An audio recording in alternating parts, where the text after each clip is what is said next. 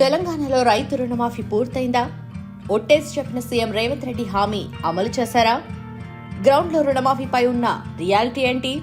August 15వ తారీఖు వరకు ఎట్టి పరిస్థితుల్లోనూ రుణమాఫీ చేసి తీరుతామని సీఎం రేవంత్ రెడ్డి హామీ ఇచ్చారు. చెప్పిన దాని ప్రకారం జూలై 15వ తేదీ నుండే రుణమాఫీ చేయడం స్టార్ట్ చేశారు. మొదట 1,00,000 లోపు రుణం ఉన్నవారు, ఆ తర్వాత 1,50,000 లోపు రుణం ఉన్నవారు, ఫైనల్ గా 2 లక్షల వరకు ఉన్న వారిగా విభజించి రుణమాఫీకి ఆదేశాలు ఇచ్చారు. బ్యాంకర్లకు నిధులు విడుదల చేశారు. మొదటి 2 విడతల్లో పెద్దగా ఇబ్బంది రాలేదు, కానీ చివరి విడతకే అసలు సమస్య వచ్చి పడింది. ఇందుకు కారణం అనేకముండగా రుణమాఫీ ఎందుకు కాలేదు, అవుతుందా లేదా అన్న ప్రశ్నలకు సమాధానాలు చూస్తే రుణమాఫీ ఇంకా ఎందుకు ఆగింది? దీనికి సమాధానం ఒకే కుటుంబంలో ఎక్కువ మంది కుటుంబ సభ్యులపై భూమి ఉండి వారంతా తీసుకున్న అప్పు ఎక్కువగా ఉంటే రుణమాఫీ ఆగింది. ప్రభుత్వం చెప్పిన దాని ప్రకారం రేషన్ కార్డును బట్టి కుటుంబంగా పరిగణిస్తారు. ఒక రేషన్ కార్డుకు ఒకరికే రుణమాఫీ.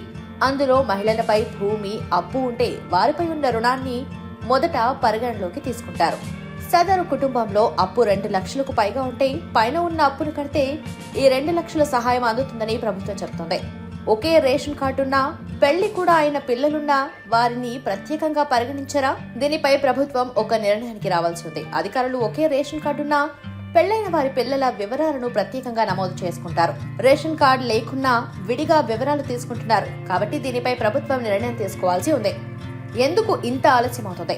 ముందుగా వ్యవసాయ, రెవెన్యూ శాఖలు కుటుంబాలను గుర్తించడంలో విఫలమయ్యాయి. ఆగస్టు 15వ తారీఖు తర్వాత ప్రతి గ్రామంలో కుటుంబాల వారీగా డిక్లరేషన్ తీసుకుంటున్నాయి. దీంతో ఆలస్యం ఎక్కువగా అవుతుండగా ఆగస్టు 15వ తేదీయే కదా డెడ్ లైన్ అనేది వివాదాస్పదంగా మారింది.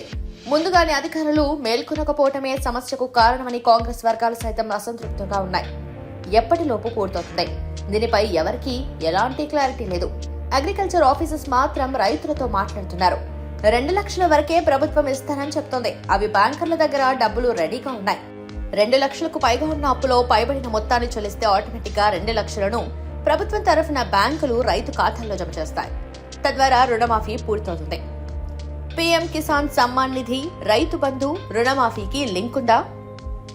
పీఎం కిసాన్, రైతు బంధులతో రుణమాఫీకి లింక్ లేదు. కానీ 18 సంవత్సరాలు దాటిన వారిని ప్రత్యేక ఫ్యామిలీగా ఆ పథకాలను గుర్తిస్తున్నారు. కాబట్టి ఇందులోనూ గుర్తించాలన్నది రైతుల కోరిక.